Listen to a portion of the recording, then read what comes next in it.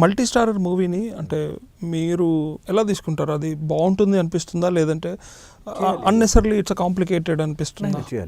చేయాలి ఈరోజు multi starrer.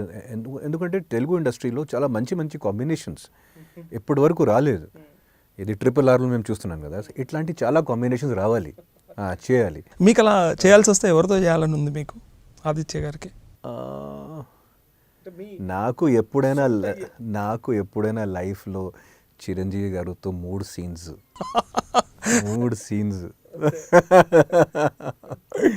చాలు. చిరంజీవి ఓన్లీ, మాత్రం చిరంజీవి. అమితాబ్ గారితో అక్కర్లేదా? ఒక టైం ఉన్నప్పుడు అది ఉండింది, కానీ ఇప్పుడైతే చిరంజీవి గారితో. అంటే అమితాబ్ గారు ఇప్పుడు చాలా సెలెక్టెడ్గా అని. నాకు అమితాబ్ గారు అంటే సార్ ఫ్రాంక్గా చెప్పాలంటే